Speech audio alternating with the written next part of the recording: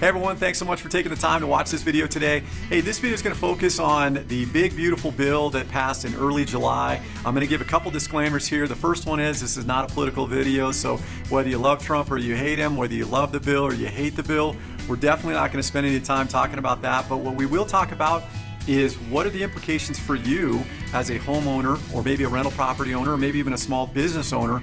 I just want to hit on some of these things quickly that might be of benefit to you. The second disclaimer I'll give you is that you want to check any of these things with your own CPA or tax preparer, and at least you can have a working knowledge of some of these points that you can talk to them about. And there are nuances to each person's tax situation, so you definitely want to consult with your tax advisor. First major change with this bill as far as homeowners go is that the mortgage insurance deduction is back. This used to be law, but was eliminated, and now you can deduct 100% of your mortgage insurance, just like you can deduct your mortgage interest. So if you put less than 20% down or you have an FHA loan, that mortgage insurance is now fully deductible, and it starts January 1 of 2026. So this is a great change and can save most homeowners who have mortgage insurance anywhere from a couple $100s to a few $1,000s. So the implications of this are huge. You want to make note of that if you've got mortgage insurance.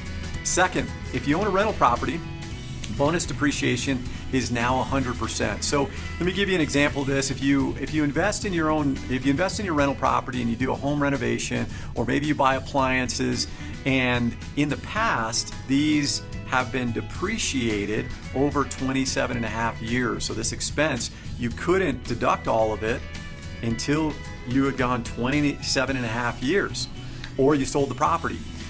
So that's changed now. You can deduct 100% of that capital improvement with this bill going into effect. And that's that started retroactively on January 19th of 2025. So great change for those that own rental property and have made some improvements to their property. Now greater access to deductibility. Third point, if you own a property in a state with high state and local taxes, okay, you might be surprised by this, but Colorado generally doesn't fall into that category. We're about 7th lowest, so meaning there's 43 other states above us that have higher state and local taxes.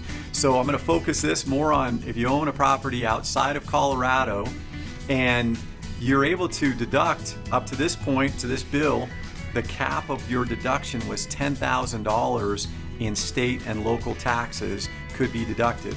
Now that has been expanded to up to the limit is $40,000. So great news, especially if you own a property in a place like New York that has very high state and local taxes.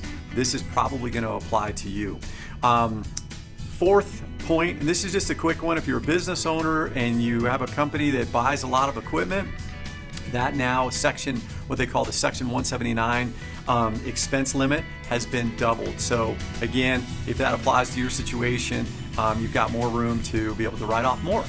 Lastly, probably the only negative thing that I've seen in my research on as far as home ownership goes is elimination of the energy-related tax credits. So if you've got solar panels on your property and you've been able to take advantage of a tax credit, that now ends December 31st of 2025. So again, check with your tax preparer, tax advisor on how any of these things may affect your particular situation, but at least hopefully you've got some workable talking points here that you can bring up with them. And knowledge is power. So any knowledge that you have to be able to pay lower in taxes with some of these changes is a great thing.